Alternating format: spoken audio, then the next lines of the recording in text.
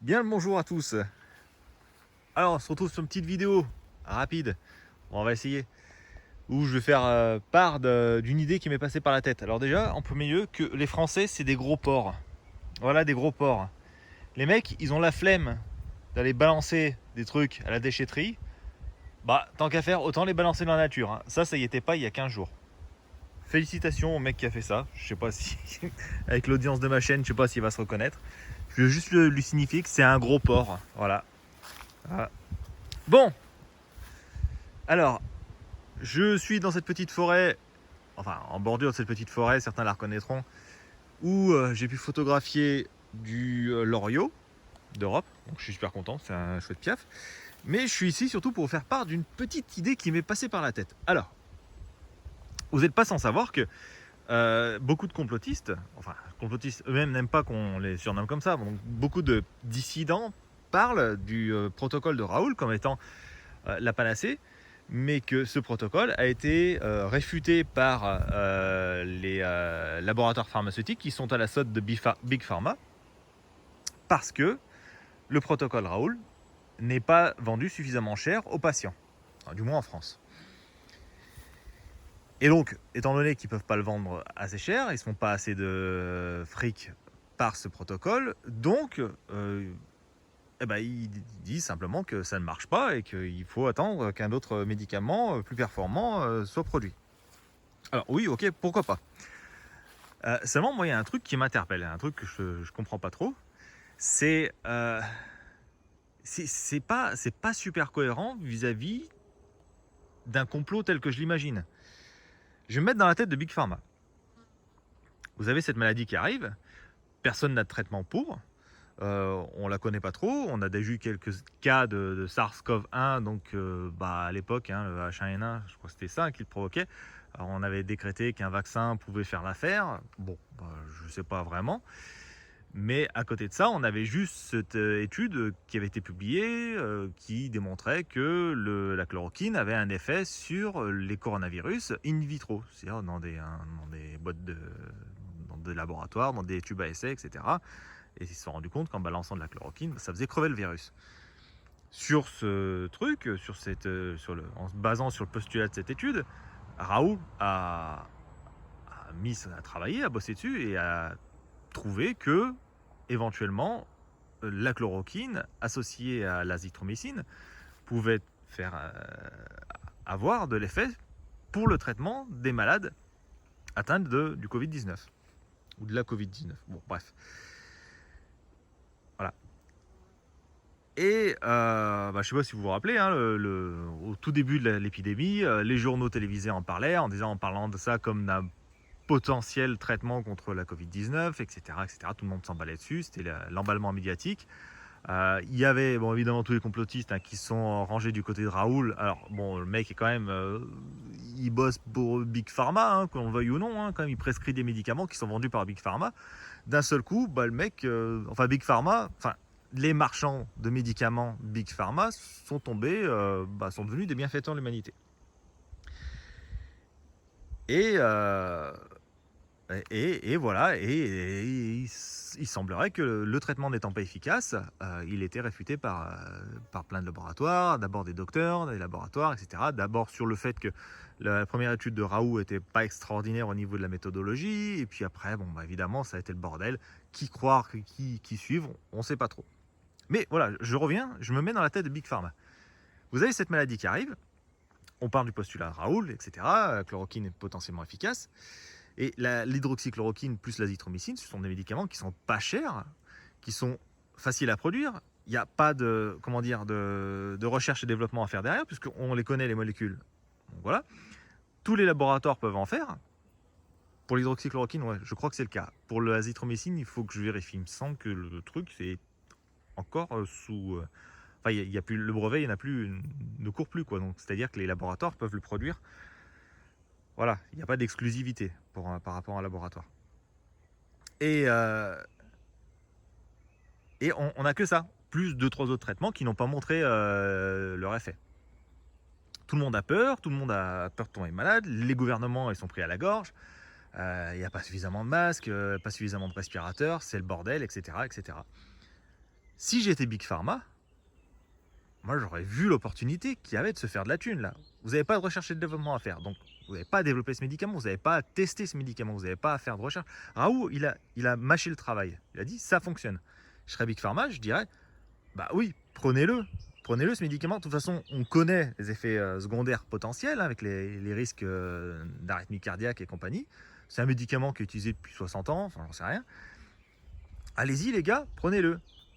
À hauteur de 4 euros la boîte de Plaquenil et 8 euros la boîte d'azithromycine pour la France, encore une fois, c'est des dizaines de millions de doses qui sont potentiellement vendues.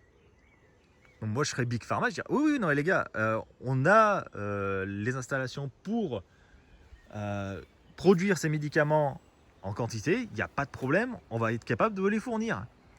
En attendant, parce qu'on sait qu'il va y avoir des effets secondaires, voilà, on vous propose aussi ces médicaments qui sont là pour régler les problèmes d'arythmie cardiaque qui pourraient subvenir. Et puis derrière, il y a d'autres personnes qui vont certainement peut-être avoir d'autres effets secondaires. On pourra les soigner avec nos médicaments. Donc c'est tout bénef. Et en attendant, de développer quelque chose de mieux, quelque chose qui n'aura pas d'effet secondaire, quelque chose qui sera efficace à 100% des cas, parce que en l'occurrence, de ce que Raoult a démontré, l'efficacité elle n'est pas non plus folle par rapport au taux de létalité du virus, enfin de la maladie en elle-même, quoi. Donc je serais Big Pharma, mais putain de merde, ouais, allez-y les gars. Je sais qu'au niveau des risques derrière, ils sont connus. Donc les patients, ils prennent le médicament, on leur dit attention les gars, hein, votre cœur risque de partir en couille. Hein. Les patients vont jeter dessus, ils vont pardonner, peut-être, excusez-moi l'expression. Et il n'y a rien à développer dessus. C'est 100% bénéf. En attendant de produire quelque chose de mieux.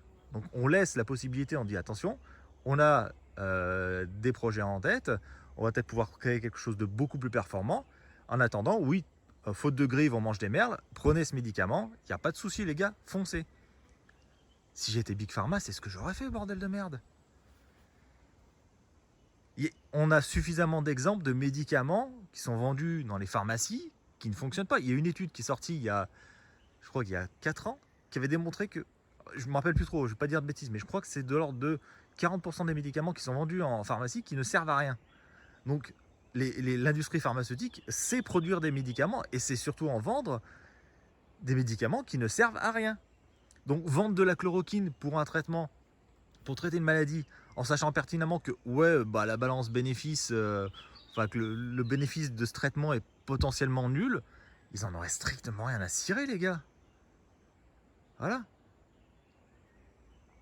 Parce que la maladie, on peut partir sur le postulat qu'elle ne va pas disparaître comme ça, que ça va devenir, dont j'ai découvert ce mot il n'y a pas longtemps, ça peut devenir une endémie comme la grippe, ou l'angine, ou la gastro-entérite, et que plus tard, ces laboratoires vont pouvoir produire un médicament pour traiter cette maladie, un médicament qui sera vendu beaucoup plus cher, et qui sera beaucoup plus rentable sur le court terme, on va dire. Donc pour moi, si j'étais le méchant Big Pharma tel que je l'imagine, je me serais engouffré dans l'affaire pour profiter 2 fois d'une manne financière. Première fois, en vendant un médicament pour lequel j'aurais ne rien développé, ne pas faire d'études dessus, rien, donc c'est tout bénef. Et deuxième fois, en vendant un médicament plus cher. Donc le premier médicament, on le vend pas cher, mais vu qu'on le vend en quantité monstrueuse, à moindre coût, ça rapporte quand même du pognon, quoi. Et pour la deuxième vague ou troisième vague, on vend un médicament beaucoup plus performant, qui a été testé, etc. Voilà, on déroule le tapis rouge. Je ne sais pas si je me fais comprendre, mais pour moi, ce complot, il n'est pas logique. C'est pas logique. Si j'étais Big Pharma, si j'étais méchant, si j'étais démoniaque, c'est ce que j'aurais fait, quoi. J'aurais fait en sorte que non seulement ils achètent de la chloroquine, enfin l'hydroxychloroquine et l'azithromycine en masse en attendant de trouver autre chose pour les soigner. J'aurais vendu des traitements pour régler les problèmes d'arythmie cardiaque, pour les problèmes qui peuvent subvenir par la suite. Donc ça aurait été encore de la thune à se faire derrière. Et parallèlement, j'aurais développé le médicament qui aurait pu être vendu, mais une fortune, pour soigner définitivement la maladie. Voilà. Si vous avez besoin voilà, si Satan ou bien si Bill Gates a besoin de quelqu'un pour lui proposer des idées machiavéliques, bah, qu'il m'appelle. Moi, je peux lui en fournir des tas d'idées. C'est- Comprenez cette histoire que ça n'est pas cohérent, c'est pas logique. S'il y avait réellement eu une volonté de la part de Big Pharma, de Bill Gates, de j'en sais rien, qui, voilà, d'empêcher la diffusion de ce médicament sous prétexte que c'est trop efficace pour soigner la Covid, déjà, ça n'a pas démontré que c'était hyper efficace. Hein, ça, voilà. La dernière étude a démontré qu'il n'y avait pas d'effet qui avait été démontré. Bon, après, est-ce qu'ils ont raison, est-ce qu'ils ont tort, j'en sais rien. Mais bon, voilà. Mais peu importe, à la rigueur. Peu importe. Le bénéfice potentiel pour tous les laboratoires qui se mettraient à produire de l'hydroxychloroquine et du plaquenil pour soigner le Covid, c'est des dizaines, voire des centaines de millions de doses à vendre. En France, la boîte de plaquenil, elle est à 4 euros. La boîte de l'azithromycine, elle est à 9 euros, je crois, à peu près. J'ai vérifié avant-hier. J'ai déjà oublié les chiffres, mais 4 euros, je suis quasiment sûr. Répartis sur des dizaines de millions de doses, putain, les gars, imaginez quoi le pognon que ça vous fait. Pour les pharmaciens, pour les, pour les laboratoires, pour les laboratoires qui produisent les matières premières pour produire ces comprimés. Comprenez que c'est pas logique.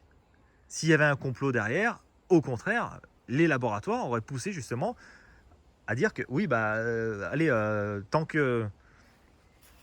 qu'on n'a pas de traitement beaucoup plus efficace, allez, go sur l'hydroxychloroquine et sur l'azithromycine, les mecs. Mais c'est pas ce qui a été fait. Donc ça ne correspond pas à une logique de manipulation des masses ou une logique d'arnaque à grande échelle ou une logique de détournement, enfin d'idées scientifiques. Je ne sais pas comment l'expliquer, mais pour moi, il n'y a pas de logique là-dedans. Et c'est dès le départ, je me suis dit, mais putain les gars, pour un complot, il est nul quoi. Bref, c'est comme tous les complots qu'on voit chez les lanceurs d'alerte. Hein. C'est les lanceurs d'alerte autoproclamés, hein, parce qu'il y a des vrais lanceurs d'alerte qui, eux, bien souvent, ils sont obligés de s'exiler, de partir à l'étranger, voire ils se font zigouiller. Hein. Mais nos lanceurs d'alerte en carton, hein, qui sont en France, là, ou à l'étranger, eux, il y a des complots. Mais en fait, les organismes qui créent soi-disant ces complots, hein, comme par exemple les chemtrails, on va prendre l'exemple des chemtrails, les mecs qui balanceraient des produits chimiques sur les populations humaines, sur les champs, tout ça, à base d'aluminium, strontium, barium et tout compagnie, ils les balanceraient à la vue de tout le monde dans la haute atmosphère, au cul des avions. Donc on sait déjà que c'est des avions qui pourraient répandre ces trucs, alors que, je sais pas, ils pourraient très bien peindre les avions en bleu ciel, histoire qu'ils ne se voient pas sur le fond du ciel, quoi. Déjà, rien que ça. Puis les gens, ils verraient se former ces nuages, tout ça, depuis le début. Ils se disent, bah tiens, c'est bizarre. Il y a un truc chelou quand même dans le ciel. Ou ils le feraient de nuit. Ou ils le feraient, systématiquement de nuit. Mais non, ils le font en plein jour, à la vue de tous. Bah, ils sont cons, en fait. Ils sont juste bêtes. Les vaccins, c'est pareil. Oh bah, on va vacciner les gamins. Mais bon, bah... Ouais, on s'est rendu compte que tout de suite après, les gamins, ils devenaient autistes. Ah non, c'est pas logique. Si on veut empoisonner les gens, si on veut stériliser les gens, on leur donne pas des vaccins. On met des trucs dans leur bouffe. On répand des produits dans les champs. On met des produits dans l'eau. Voilà, ou dans le savon. Comprenez, on le fait pas à la vue de tout le monde. Et donc pour cette histoire d'hydroxychloroquine et compagnie, c'est là que ça colle pas. C'est que derrière, on parle de laboratoires qui veulent s'en foutre plein les fouilles et qui vont cracher sur une manne financière monstrueuse potentielle. C'est pas logique. Je comprends pas. Je comprends pas. Voilà, voilà. Bon, et ben, fin de cette petite discussion, de ce petit monologue en pleine nature. Nature fortement dégradée. Merci au gros porc, encore une fois. Hein. Et ben, comme d'habitude. Hein, et désolé hein, pour ceux qui me suivent et qui sont pro-Raoult, pardon. Je suis pas anti-Raoult. J'ai rien contre Raoult, au contraire. Bah, ce mec, je le trouve un peu fascinant parce que il a un petit côté un peu. C'est un bon casse-couille, quoi. C'est- J'aime bien les gens qui marchent un peu en dehors des sentiers battus. Voilà, toujours. Encore plus quand ils ont quelque chose dans la caboche. Le seul truc qui me dérange avec Raoult, c'est que, enfin, dès le départ, je vous explique hein, ce qui m'a dérangé avec lui. Ah, il y a un pigeon ramé qui vient de passer. C'est que je l'ai découvert avec Silvano Trotta. Voilà. Et rien qu'à cause de ça, je me suis dit, ça pue du cul cette histoire. Voilà. Après, son look, il m'éclate, quoi. Le mec, la barbe, les cheveux longs, la bague avec une tête de mort dessus, je trouve ça excellent. Ça me fait pisser de rire. Puis la manière dont il méprise son monde.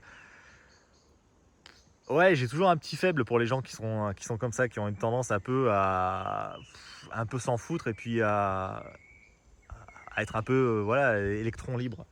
Mais ce qui me dérange, c'est que, bon, j'aime bien ces gens-là, mais par contre, quand on se plante, quand on fait des erreurs, bah, il faut admettre, il faut dire, bon, bah oui, je me suis un peu emballé et tout ça.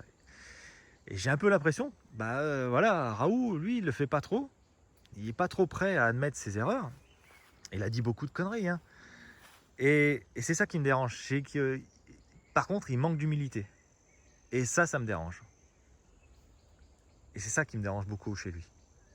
Que son traitement fonctionne réellement ou qu'il fonctionne pas, à la rigueur, je m'en fous. Parce que à 95% de cas où tu t'en tires bien, c'est pas ça qui m'affole, quoi. Je vis en Nouvelle-Calédonie, tous les ans, il y a des épidémies de dingue.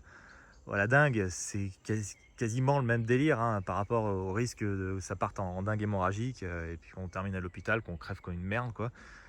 Même à 30 ans, il y a des personnes qui sont mortes de la dingue en Nouvelle-Calédonie, voilà, des jeunes. Voilà, et en Calédonie, je me protège pas plus que ça des moustiques. Alors que bon, je vis dans une zone où il y a la dingue. J'ai été dans des pays où il y a le paludisme. Je me suis pas plus protégé que ça du paludisme. Aux Philippines, j'ai jamais pris de traitement antipaludique. Au Bénin, au début, j'ai pris des cachetons tous les jours. Puis à un moment donné, ça m'a gavé au bout d'un mois. Et j'ai arrêté de prendre les cachetons parce qu'il y a visiblement un traitement de choc qui existe pour traiter. Il ne faut pas le faire. Hein. Attention, ce que je dis, ne le répétez pas, ne le refaites pas. Mon exemple n'est pas le bon exemple à suivre. Et voilà, je suis pas un stressé de la santé, quoi. Quand il y a eu cette maladie, je me suis dit, bon, bah ok, bon, bah voilà, une merde de plus qui arrive.